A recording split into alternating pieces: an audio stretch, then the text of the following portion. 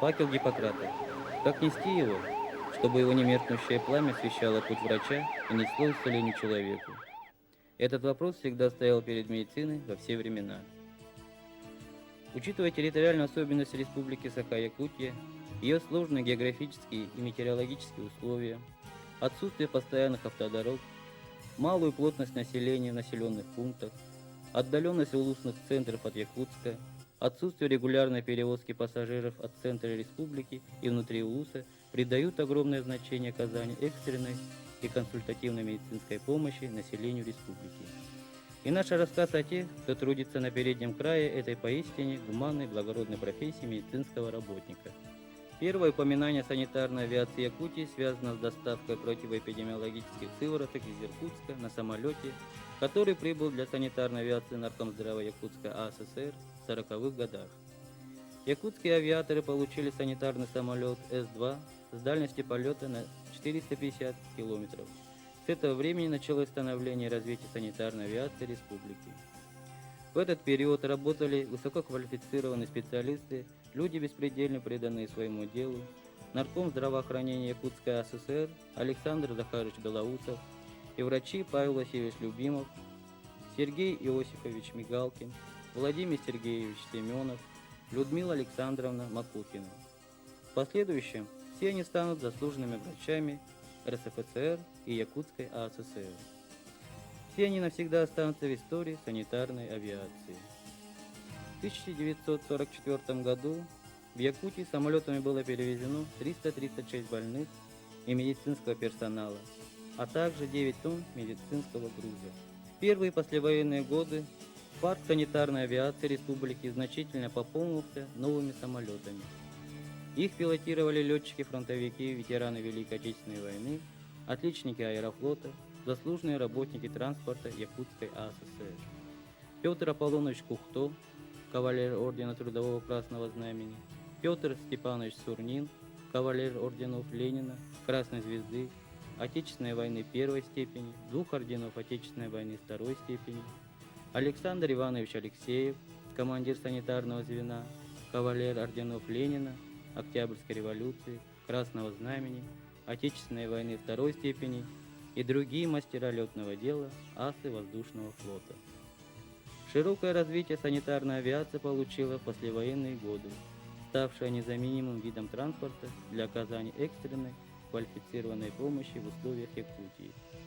Только в 1953 году легкие самолеты По-2 летали из Якутска по вызовам 587 раз.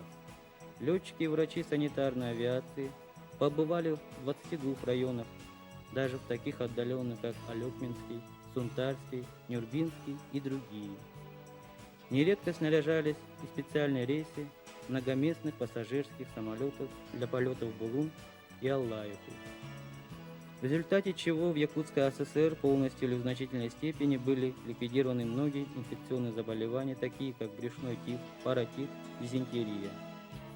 С именами вышеуказанных пилотов, врачей Виктора Ивановича Полозова, Ивана Афанасьевича Полетинского связана работа санитарной авиации в 50-60-е годы. На их счету не один десяток спасенных человеческих жизней. Заметно улучшилась работа санитарной авиации после того, как в 1956 году в Якутию прибыли первые вертолеты. Развитие здравоохранения Якутии, сопровождавшееся улучшением санитарно-гигиенических условий жизни трудящихся, способствовало тому, что в первую половину 60-х годов было покончено с малярией и трахомой.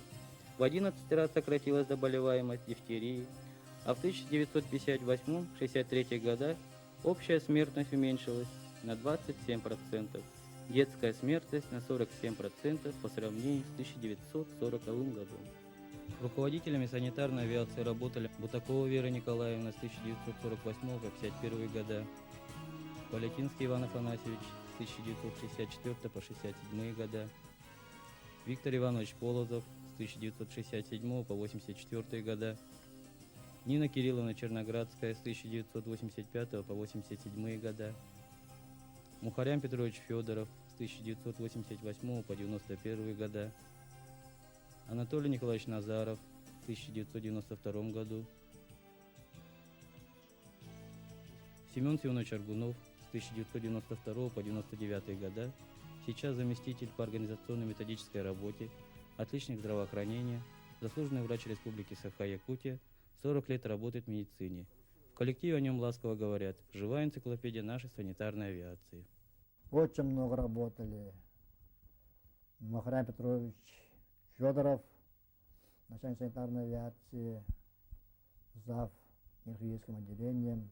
Он пионер вообще нейрохирургии вот нашей республики, специалист по алвеокозам головного мозга, кандидат медицинских наук, заслуженный врач. Я работал с такими людьми, как Сергей Григорьевич Савич, зав. Отделением хирургии, Самсонов Иван Семенович, работал с Вензель Василием Константиновичем. Они, в общем-то, все умерли в очень молодом возрасте, 45, 46, 47, 49 лет. Вот. У нас работал долгое время очень бортхирургом Данилевич Ярослав Станиславович, Савин Дмитрий Лукич, работали бортхирургом, Васильев Сергей Сергеевич, врач-анестезиолог. Вот. Сосолятин Владимир, врач-анестезиолог. Так. Сам любимый Павел Васильевич очень много летал, бывший нарком здравоохранения, работавший у нас замглавврача по лечебной работе, когда я пришел в республиканскую больницу. Так, врачи, невропатологи Земфира Макаровна Кузьмина, Ольга Ивановна Костенко, вот, и многие другие. Я им очень благодарен, что я что мне с ними посчастливилось работать. Это вообще легендарные люди. В настоящее время директором Центра медицины катастроф работает отличник здравоохранения Республики Саха-Якутия, организатор здравоохранения высшей категории Борис Витальевич Андреев. В медицине 20 лет, из них 5 лет в медицине катастроф.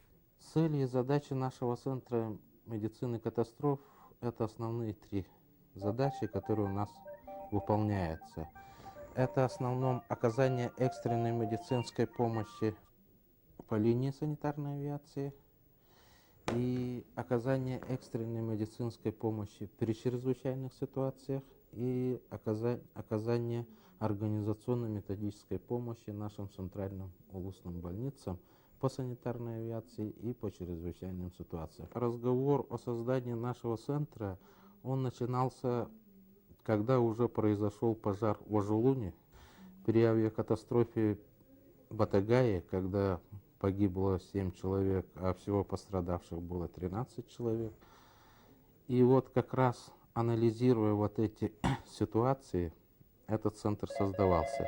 Когда он уже был создан, мы уже начали участвовать в таких мероприятиях, как наводнение города Ленска, 2001 год, вы сами хорошо об этом знаете. Когда как раз к нам на помощь прилетела ВСМК «Защита», наше головное учреждение, разворачивался мобильный госпиталь самого Центра медицины катастроф Москвы. Наши бригады, те, которые создавались по обеспечению строительных работ, восстановительных работ, тогда было создано нашими силами 23 врачебно-сестринские бригады. Это работа при пожаре СДБУ в школе, когда первый вертолет с города Якутска был поднят нашим центром по линии санитарной авиации, когда улетели наши врачи во главе с Тимофеевым Семеном Петровичем, замом по лечебной части, 7 врачей с правительственной комиссией, и обратно этот вертолет уже в город Якутск доставил 5 пострадавших детей. В структуре нашего центра находятся еще наши филиалы, которые расположены на базах центральных районных больниц. Это по северу у нас филиал Батагайский, по Колымской группе УЛУСОП это Зарянский филиал санитарной авиации, по Вилюйской группе УЛУСОП это город Нюрба, центральной районной больницы. И по кусту, по алмазодобывающей нашей промышленности, это город Мирный, который обслуживает западную зону нашей республики. Эти районы, эти филиалы выполняют больше 50% всех санитарных вызовов. И причем главные врачи этих филиалов ориентируются по всем этим вопросам, и они по своим санитарным вызовам подконтрольны нашей центральной станции города Якутска. Мы должны реагировать как элита скорой помощи при чрезвычайных ситуациях с большим количеством пораженных и с большим количеством пострадавших. У нас уже 6 палаток осенне-зимнего варианта со своими печками, со своими носилками, с медикаментами, с портативной аппаратурой, которую мы можем развернуть в любом наследии нашей республики и оказывать помощь. Санитарный вызов у нас не просто так поступает, она поступает только от главного врача или заместителей главных врачей. И больше никто не может обращаться к нам по этому поводу. То есть это очень дорогостоящий вид медицинской помощи. Со стороны Министерства здравоохранения, со стороны нашего министра Александровича Вячеслава Лаврентьевича очень большая поддержка.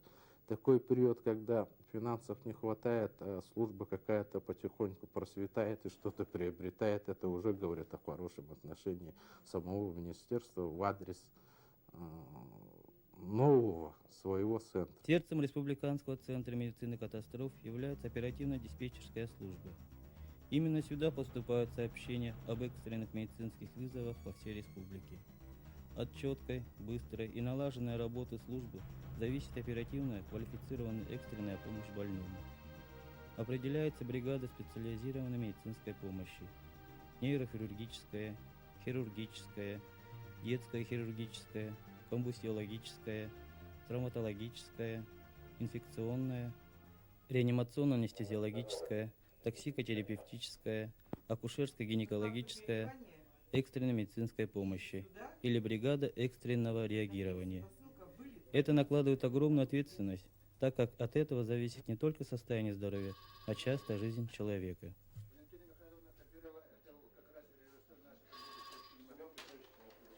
Центр медицины катастроф. Здравствуйте. Слушаем. Да. Значит, у нас поступило санзадание на Алдан. Значит, наверное, отсюда полетит доктор у нас. Нужно там забрать больного, эвакуировать сюда в Якутск. Принят вызов из Центральной улусной больницы города Алданы с просьбой срочно эвакуировать Якутск больную. На санзадание вылетают заместитель главного врача, реаниматолог, анестезиолог Тимофеев Семен Петрович и фельдшер Копырин Степан Николаевич.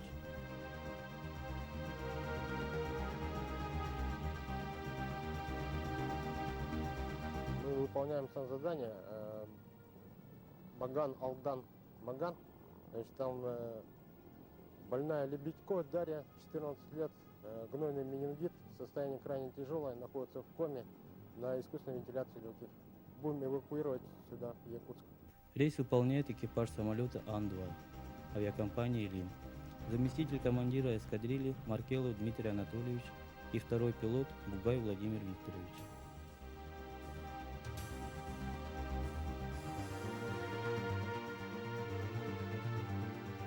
Встречает в отделении реанимации медицинский персонал и главный врач больницы Борис Николаевич Калимулин и ознакомливает с историей болезни.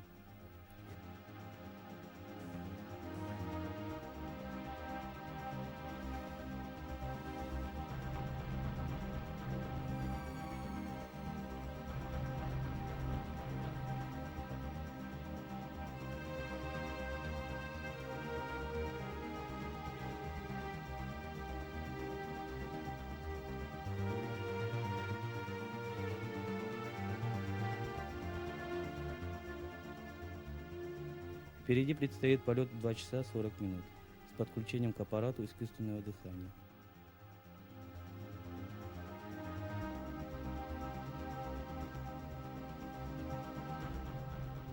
Но не удается сразу подключить к кислородному баллону. По первому зову врача спешат на помощь командир экипажа самолета и водитель скорой. Для них нет чужой боли и страданий. Сейчас они одна команда. У них одна цель – борьба за здоровье и жизнь больного. Аппарат подключен, теперь можно спокойно лететь в Якутск.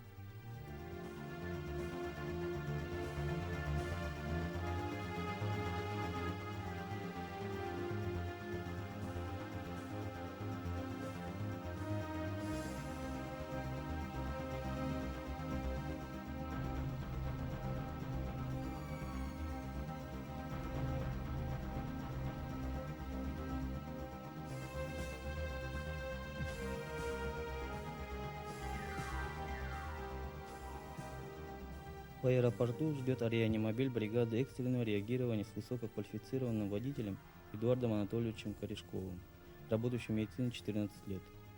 Водители и пилоты зачастую несут обязанности санитаров. Нужна немалая сила поднять носилки с пострадавшим на борт самолета или машин и донести до больницы. Маяк-2. Позвонили в медцентр. Вас все ждут в приемном покое. Детском. В медцентре, да? Да, в детском медцентре.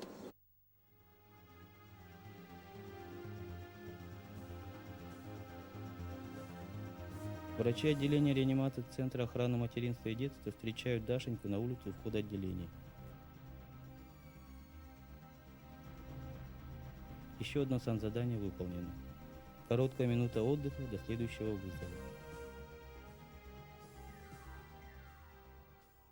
Заместитель директора по медицинской части Тимофеев Семен Петрович, 19 лет в медицине, из них 4 в медицине катастроф. Непосредственно руководить оперативно-диспетчерским отделом, отделением экстренной и консультативной медицинской помощи, мобильным госпиталем, бригадами специализированной медицинской помощи. Что помогает в работе, это, скорее всего, наверное, поддержка и понимание моей семьи, моих родных, близких, советы друзей, советы старших коллег по работе, то, что мешает. Это погодные условия, нелетная погода, нулевая видимость, когда ты не можешь вылететь и оказать соответствующую помощь медицинскую. Диспетчер Таюрская Валентина Григорьевна. Отличник здравоохранения Республики Саха-Якутия, работает в медицине 31 год, из них 19 лет в санавиации. Диспетчерская работа заключается в том, мы как бы помогаем, организовываем эти санзадания, находим специалистов, информируем их, заказываем борты, с авиаторами работаем. И чем быстрее мы все это оперативнее сделаем, тем, естественно, быстрее вылетим, быстрее помощь окажем. Ну, бывает 2, 3, 5 бывает. Бывает, вот с утра ничего нет. Потом как посыпется, и 3, 5 бывает. Редкий раз, когда, один может быть вызов, или совсем ни одного, но это крайне редко бывает. Как правило, бывает вызов. Вот сегодня мы тоже выезжали, в 4-й школе заложена бомба. Вот у нас зав оперативно-диспетчерской службой выехала Татьяна Ивановна, которая только что сейчас подошла. Это вызов у нас поступил, они где-то около 2 часов там провели, пока там все службы, все здание не проверили, кинологи работали, пока отбой не дали. Но слава богу, что это оказался ложный вызов, дали отбой. А так вот, дети шутят в школах. Рогалева Татьяна Сергеевна. Фельдшер высшей категории, в медицине 28 лет. Что помогает в работе? Оперативность мышления и спокойствие очень помогает в работе, потому что в кризисных ситуациях, вне зависимости от любой шоковой стрессовой информации, надо проанализировать и составить у меня оперативный план действий по ликвидации создавшейся ситуации, потому что в короткий промежуток времени принять правильное решение очень важно. Чувство гордости испытываем и чувство удовлетворения за спасенную жизнь. Самый молодой специалист Копырин Степан Николаевич. Первые вот эти месяцы мне помогли вообще старшие и врачи, и с оперативно-диспетчерской службы старшие. Тимофеев Семен Петрович, он тут зам главного врача нашего. Он сам по специальности реаниматолог. Я с ним несколько раз летал. Есть еще у нас врач Егоров Алексей Яковлевич, тоже наш реаниматолог. Я с ним тоже часто летал. Таюрская Валентина Григорьевна, Рогалева Татьяна Сергеевна, Данилова Валентина Николаевна, врач-кардиолог она сама. Егорова Татьяна Ивановна, зав. Отделением нашим. Ну и, конечно, самое спасибо тоже у нас тут свой ветеран, Аксакал есть, Аргунов Семен Семенович. Вот у них я всему научился и продолжаю учиться до сих пор. Заведующая диспетчерской службы Егорова Татьяна Ивановна, 16 лет в медицине, из них 2 года в Республиканском центре медицины катастроф. Вкратце хочется сказать, что коллектив такой высококвалифицированный, мобильный и профессиональный.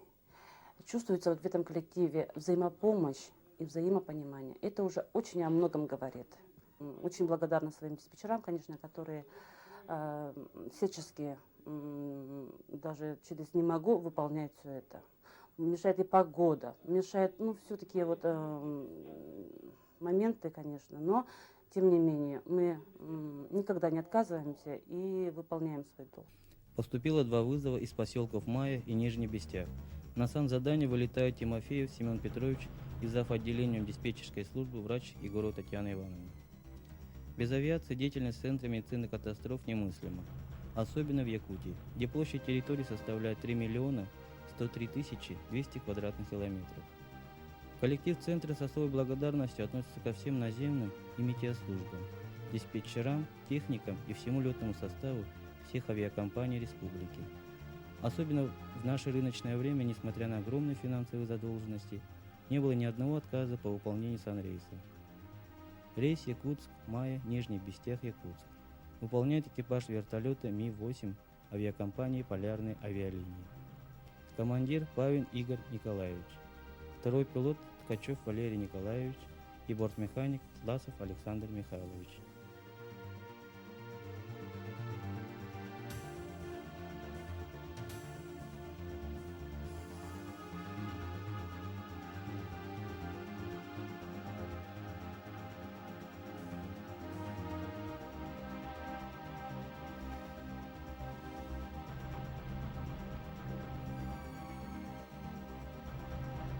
В Центральной улусной больнице встречает врач-реаниматолог Плотников Роман Романович.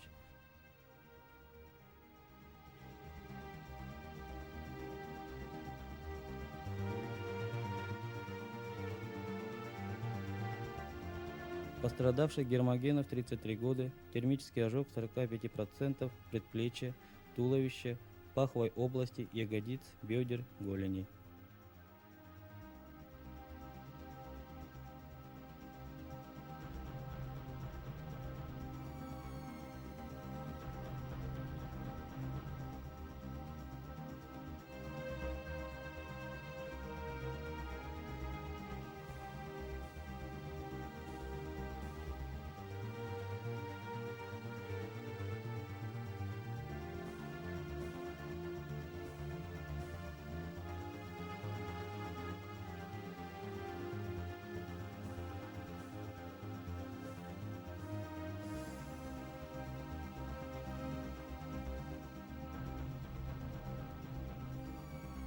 Из Майи с пострадавшим на борту вертолет летит в Нижний Бестях.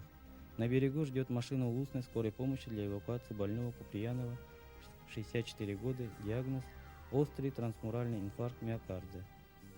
Основная цель санрейсов – доставить тяжелых больных до лечебных учреждений современным оборудованием и высококвалифицированными специалистами, которых так не хватает в улусных больницах.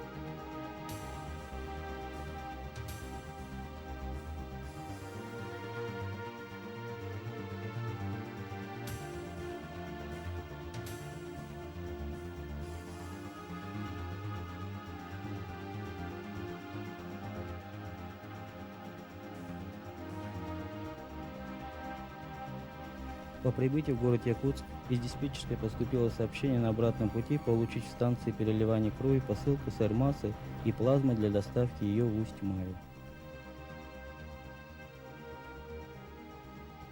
Войну как травматическую эпидемию, по выражению величайшего врача Николая Ивановича Пирогова, легче предупредить, чем ликвидировать ее последствия. Это выражение как нельзя лучше объясняет необходимость обучения первой помощи пострадавшим в чрезвычайной ситуации. Этими вопросами занимается заместитель по гражданской обороне и чрезвычайной ситуации Турнин Харлампий Харлампьевич. 37 лет в медицине, из них 2 в медицине катастрофы. Организационную структуру этой работы.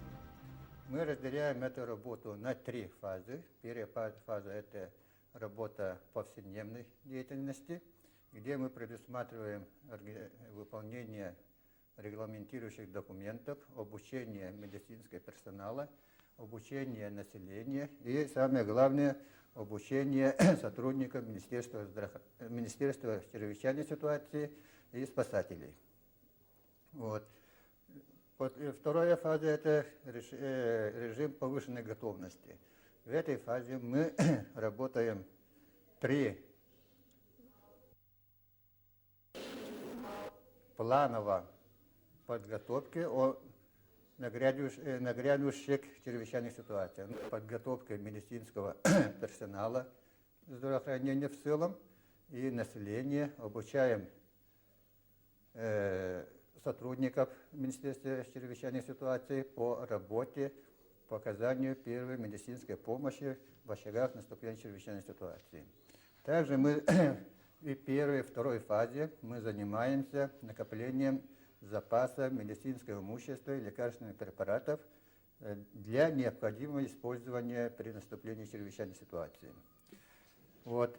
Третья фаза у нас это действие при чрезвычайной ситуации. Это в объектах и местах, где наступила чрезвычайная ситуация. Учебную комнату, вот муляж, мы его условно называем Гошей. Прекрасен тем, что вот на этой стенде имеются датчики.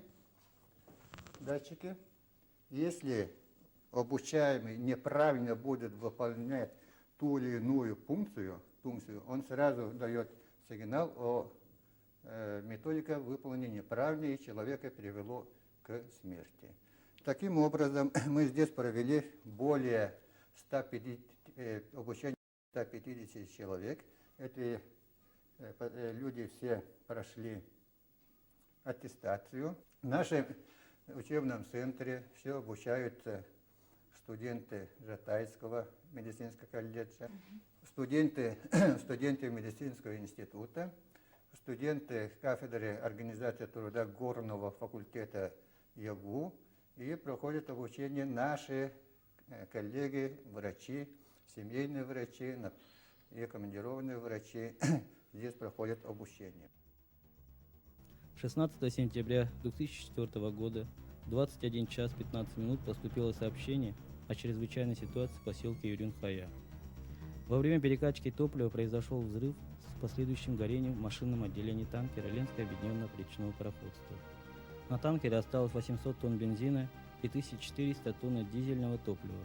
На борту находилось 12 членов экипажа и представитель нефтебазы. 7 человек погибло, 6 пострадавших эвакуированы с борта танкера в центральную улусную больницу поселка Саскалах.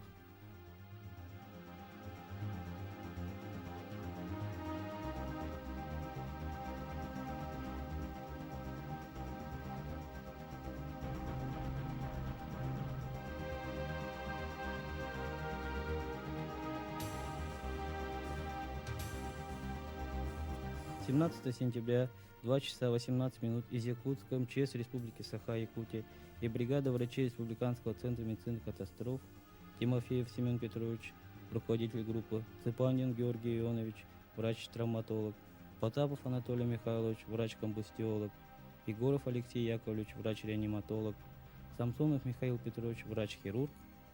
В 20 часов 30 минут эвакуированы в Якутск 4 пострадавших. По статистическим данным, государственным учреждением Республиканский центр медицины катастроф Министерства здравоохранения Республики Саха-Якутия 1998 по 2002 годы выполнены экстренные вызовы 2225, плановые операции 296, эвакуации в городе Якутск 2338 человек, внутрирайонной эвакуации 11550 человек, вылеты специалистов хирург 387, анестезиолог-реаниматолог 693, гинеколог 256, нейрохирург 97, налет часов 21 442 часа, время одного вылета 5 часов 30 минут, всего выполнено вызовов 11 921. В настоящее время коллектив Республиканского центра экстренной медицинской помощи, Республиканского центра медицины катастроф совершенствуется и внедряет в практическую деятельность новые современные методы диагностики и лечения заболеваний. Способен обеспечить население республики всеми видами высококвалифицированной специализированной медицинской помощи в любое время суток, на любые расстояния. Факел Гиппократа не меркнет и освещает нелегкий путь и труд каждого работника Республиканского центра медицины катастроф, принося больным и пострадавшим помощь и исцеление, так необходимую всем.